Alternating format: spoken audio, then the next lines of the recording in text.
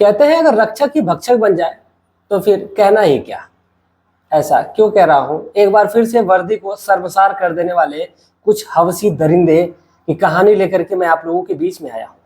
दरअसल इसमें एक कांस्टेबल ही नहीं बल्कि एक बड़े ओहदे पे रहने वाला व्यक्ति जो दरोगा होता है, डबल स्टार, यानी जिसके कंधों पे सितारे सजे थे 4, वही हैवान बन जाता है।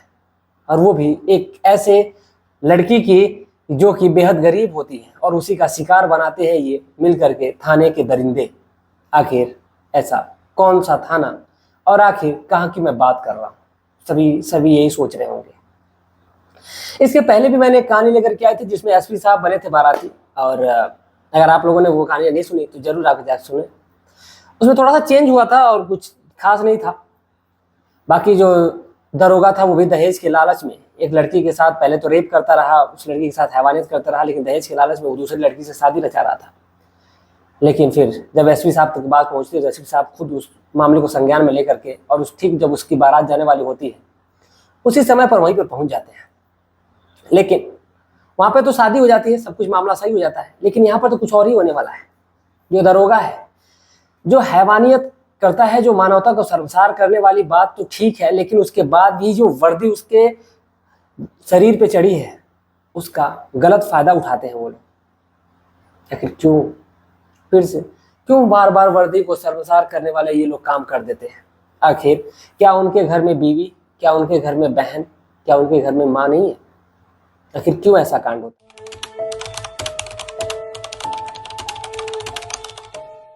नमस्कार, प्रणाम, मैं अविनाश। वारदात तक के एक नए एपिसोड में आज जिस सच्ची घटना के साथ आप लोगों के बीच में आया हूँ, ये सच्ची घटना तमिलनाडु की है। तमिलनाडु का एक जिला लगता है कृष्णागिरी और इसी का गांव लगता है ठल्ली गांव, और इसी ठल्ली गांव में एक थाना भी लगता है। जो गांव में थाना बना दिया जाता है वही थाना, माफी चाहते हैं, चौकी। बात कर रहा हूँ 20 जुलाई 1988 की शाम के लगभग 5 बजे थे, और एक कल्पना नाम की लड़की होती है जो पेशे से शिक्षिका होती है। शाम को 7 बजे, माफी चाहते हैं 5 बजे करीब वो अपने घर से निकलती है पानी भरने के लिए। प्रतिदिन वो उसी रास्ते पर जाया करती थी पानी भरने के लिए, और शायद ये उसका वही गुनाह था जिस गुनाहों का वो भुगतान कर रही थी आगे। दरअसल जब वो जाती है पानी भरने के लिए तो एक जो थाना मैंने बताया आपको, उसी थाने में एक कांस्टेबल होता है जिसका नाम होता है सिल्वाराम। दरअसल सिल्वाराम गोविंद राजन और गोविंद स्वामी नाम के ये शख्स होते हैं जो वहां पर तैनात होते हैं। वहां पर एक दरोगा भी होता है जिसका नाम पीके वासुपुरम रहता है, पीके वारासुप्रियम रहता है। ये इन लोगों की तैनाती होती है, बाकी और भी वहां पर स्टाफ होते हैं। लेकिन इसमें से जो ये गोविंद राजन होता है, ये जब उस महिला को एक दिन देखता है तो वो कहता है कि साहब, जाता है दरोगा के पास, कहता है साहब यहाँ पर जो महिला एक आती है पानी भरने के लिए वो कितनी खूबसूरत है, मैं तो उसका दीवाना हो गया। जो दरोगा होता है वो भी नियतखोरी होता है, वो कहता है कि उसको तो मैंने पहले भी देखा था, वो तो मेरी निगाह में पहले से ही है।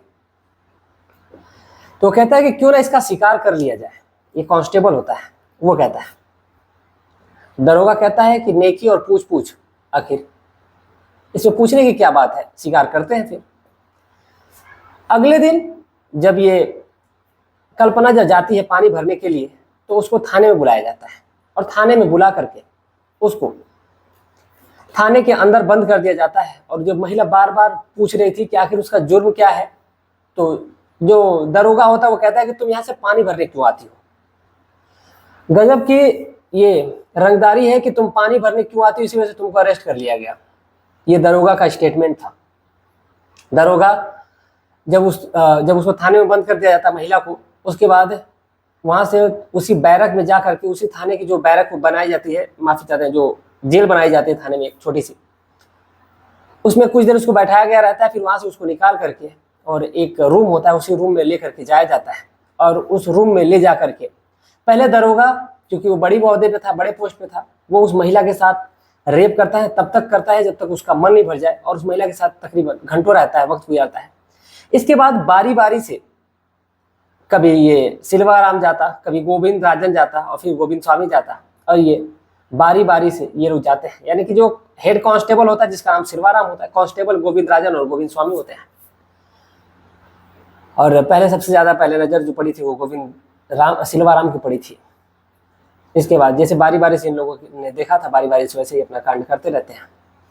इधर जो उसका पति होता है, जिसका नाम विनय होता है, दरअसल जब विनय की पत्नी जब घर पे नहीं पहुंचती है, यानी कि लगभग यही कोई वक्त कुछ ज़्यादा बीत जाता है, यानी कि लगभग यही कोई 9 से ऊपर का वक्त होने लगता है, तो सोचता है कि आखिर 5 बजे की गई हुई, और जुलाई महीने में आप लोगों को पता है कि 5 बजे कितनी ज़्यादा धूप होती है, और अभी तक वापस नहीं आई, आखिर बात क्या है, हमेशा तो चली आती है।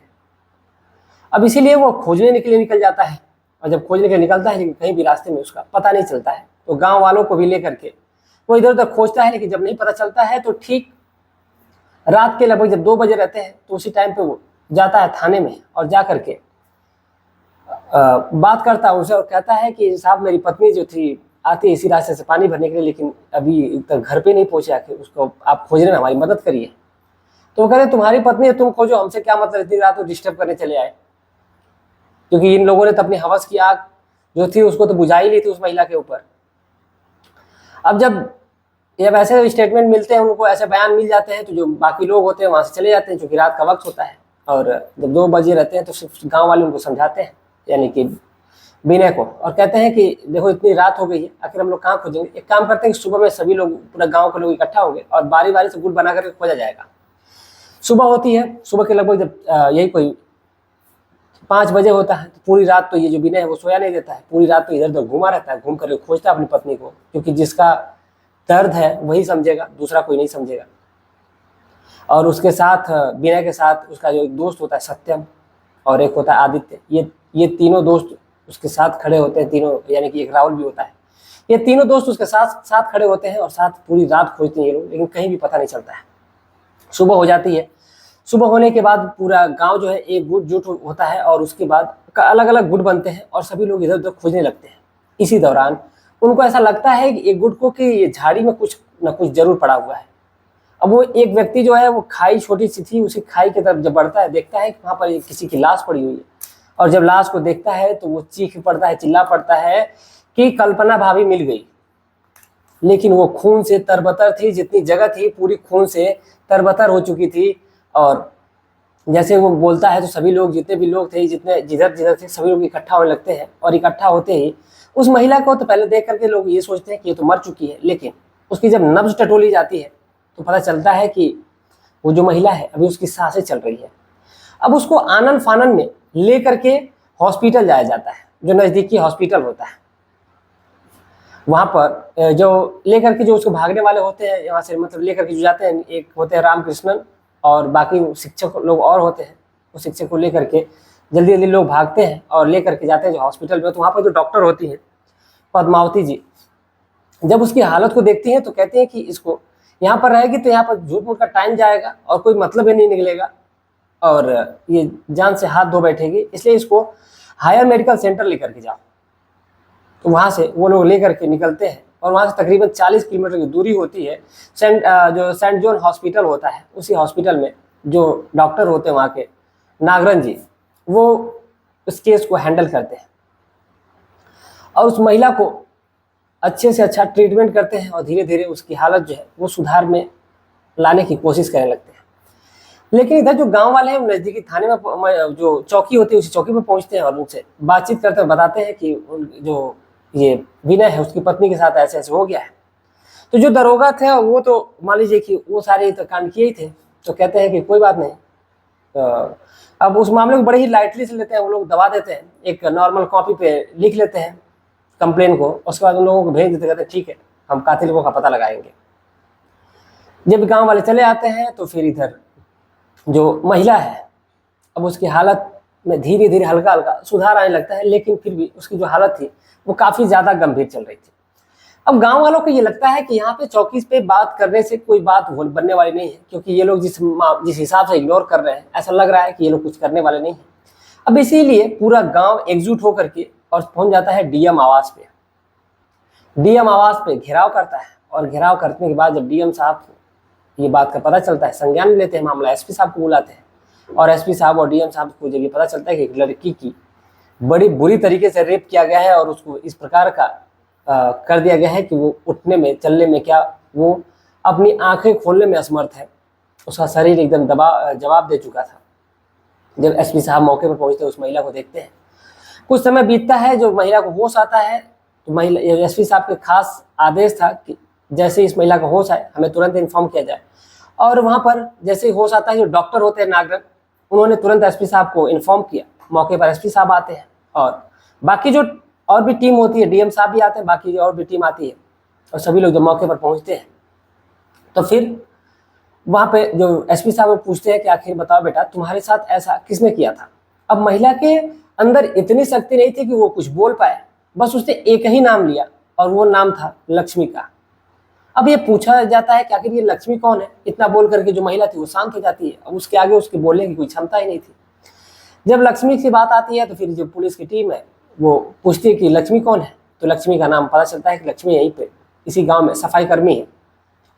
अब पुलिस यानी कि एसपी साहब के सामने उसकी पेशी होती है और उससे बातचीत की जाती है, उससे पूछताछ की जाती है कि आखिर ये बताओ कि आखिर तुम्हारा नाम आया है, इस लड़की ने तुम्हारा नाम लिया है, आखिर बात क्या है, पूरी बात बताओ।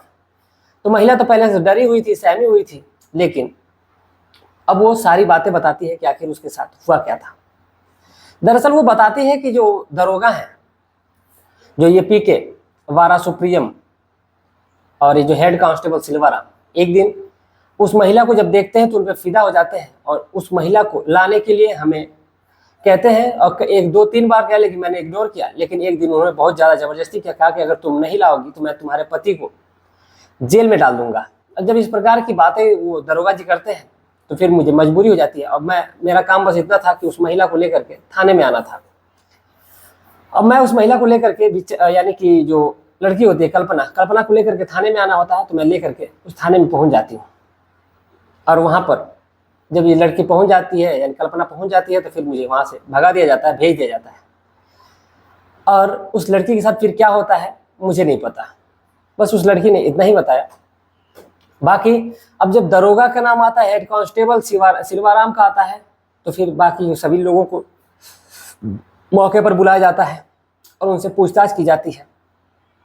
उन लोगों ने, उन दरिंदों ने अपना जुर्म कबूला और बताया कि उस महिला के साथ उन लोगों ने बारी बारी से कई बार रेप किया था। और जो रिपोर्ट आई थी उस रिपोर्ट में पता चला था कि इसकी ओवर ब्लीडिंग होने की वजह से उस महिला का ये हाल हो गया था। यानी कुछ महिला के साथ जब बारी बारी से जब रेप किया जा रहा था, जबरदस्ती रेप किया जा रहा था, तो उसकी कुछ ऐसी अंदर कोई ऐसा पार्टिकल, कोई नसी थी जो फट चुकी थी। अब उसी वजह से ब्रूटल उसके साथ सेक्स किया गया था, इसी वजह से।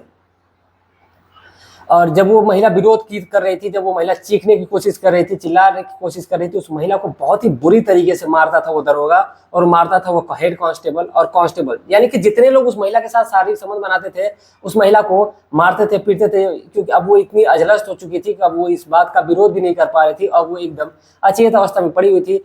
वो दरिंदे उस महिला के साथ पूरी रात रेप करते रहते हैं। जब सुबह हो जाती है तो सोचते हैं कि आखिर वो करें तो क्या करें। इसीलिए जब वो लोग आते हैं, यानी गांव वाले जब आते हैं, उस वक्त भी महिला उसी थाने में ही होती है, और जो उस चौकी में ही होती है उस महिला के साथ। उस टाइम पे भी रेप हो रहा होता है, लेकिन उस महिला को क्या पता कि उसके गांव वाले, उसका पति बाहर खड़े हैं, उसी को खोज रहे हैं, इंतजार कर रहे हैं। लेकिन आखिर अब आगे भी होना क्या था। अब वो चले जाते हैं और उस महिला को जैसे 5 सुबह का जो वक्त होता है, यानी कि यही कोई 3:30 या 4 बजे का वक्त होता है, तो उस महिला को ले करके और जो गांव से बाहर एक खाई होती है, उसी खाई में फेंक दिया जाता है। और फेंकने के बाद ऊपर से पत्थर के बड़े बड़े जो पत्थर होते हैं उसको उठा करके फेंका जाता है, ताकि उनको लगता है कि ये तो अब मर चुकी है। और वो लोग अपने जानने में उसको मरा हुआ ही समझ लिए थे, कि मरा हुआ ही छोड़ दिए थे, कि वो मर चुकी है, अब आगे कुछ नहीं होगा। लेकिन जब सुबह में उनको पता चलता है कि इस महिला को हॉस्पिटल लेकर के जाया जा रहा है, जब वो कहे थे कि वो उसके महिला के साथ किसी ने रेप किया, उस महिला के साथ बहुत बुरा हुआ है, मर्डर करने की कोशिश की गई है उसकी, तो जो दरोगा होता है वही कह रहता है कि अगर मर्डर किया गया उसका, तो लेकर के हॉस्पिटल जाओ, फिर यहाँ क्या करने आए हो। लेकिन गांव में कोई साधन नहीं रहता है। लेकिन उसी टाइम पे रामकृष्णन और जो बाकी जो शिक्षक होते हैं वो लोग लेकर के अब गाड़ी से क्या है जैसे तैसे लेकर के हॉस्पिटल पहुँचते हैं। जब एसपी साहब सुनते हैं इस बात को, तो फिर उन लोगों को तो तत्काल ही प्रभाव से सस्पेंड कर दिया जाता है, और उन चारों अपराधियों करना थोड़ा सा कम लगेगा, उन चारों हवसी दरिंदों को जेल में डाला जाता है। और जेल में उस अपराधियों को, उन दरिंदों को जब वहां से कोर्ट में पेश किया जाता है तो जो जज साहब होते हैं जब उस फाइल को पढ़ते हैं और पढ़ने के बाद उन चारों दरिंदों को आजीवन कारावास दे दिया जाता है। और ऐसे दरिंदों को आजीवन कारावास देना ही चाहिए, या तो फिर ऐसे दरिंदों को बैठा कर खिलाने से बढ़िया है कि उनको बीच चौराहे पे खड़े करके फांसी दे दो या फिर गोली मार दो। ऐसा कर देना चाहिए ऐसे दरिंदों को।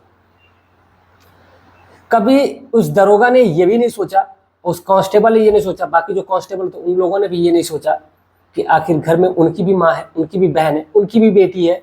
अगर कल की डेट में अगर उनके साथ अगर ऐसा होता है तो वो लोग क्या करेंगे। आज की डेट में अगर वो जेल में है, अगर आज की डेट में अगर उनकी बहन के साथ, उनकी बेटी के साथ, उनकी बीवी के साथ अगर ऐसा होता है तो फिर उनकी रक्षा कौन करेगा। फिर तो वही होगा कि जब वो अगर उनके साथ अगर भगवान न करे ऐसा हो, अगर कभी होता भी है, अगर वो जो नज़दीकी थाने में जाएंगे और बताएंगे, किस मुंह से बताएंगे कि वो जो पी के वारा सुप्रियो उनकी पत्नी है, उनकी बेटी है, उनकी बहन है, या फिर कैसे बताएंगे कि हेड कांस्टेबल सिलवाराम की बहन बेटी माँ है। ये तो बताने भी उन्हें शर्म आएगी। अगर वो बताती भी हैं तो आज भी वहाँ के लोग और वहाँ के जितने भी स्टाफ आते हैं उन सभी लोगों को इसके बारे में सभी लोगों को पता है, और पूरा गांव आज भी उस सदमे से बाहर नहीं निकल पाया है। 12 अक्टूबर 1988 को उस महिला को घर लाया जाता है। बाकी जो लक्ष्मी ने बताया था वो तो बताया ही था, लेकिन जो बाकी बचा कुचा था उसके बाद उन लोगों को, जो पुलिस को, ये पूरी महिला अपनी बयां कर देती है अपना दर्द। तो क्या कहेंगे आप ऐसे दरिंदों के बारे में? आप अपनी राय कमेंट में जरूर लिखिएगा। एक वर्दीधारी जिनके कंधों पे पूरे गांव को, कभी कभी पूरे प्रदेश को संभालने की जिम्मेदारी अगर मिल जाती है तो फिर वो जिले को वो इस प्रकार की हैवानियत कर बैठते हैं, इस प्रकार की दरिंदगी कर बैठते हैं। एक मामला भी सामने आया था जहां पर एक डीएसपी साहब होते हैं और वो एक डॉक्टर के प्रेम में पड़ जाते हैं। इसकी कहानी मैं आपको सुनाऊंगा। देखिए, जब भी सुनाता हूँ, जब भी सुनाऊंगा तो इसमें टैग कर दूंगा इसके डिस्क्रिप्शन में, आप उसको जरूर सुनिएगा। तो सर थोड़ा सा बता दूं आपको कि जब वो डीएसपी साहब, जब जिनकी उम्र यही कोई 50 से ऊपर की थी, यानी कि लगभग 53-54 साल की उनकी उम्र थी, और जो उनकी प्रेमिका होती है यही कोई 42-45 साल की होती है, और वो भी राजस्थान की रहती है और आती है देवरिया में।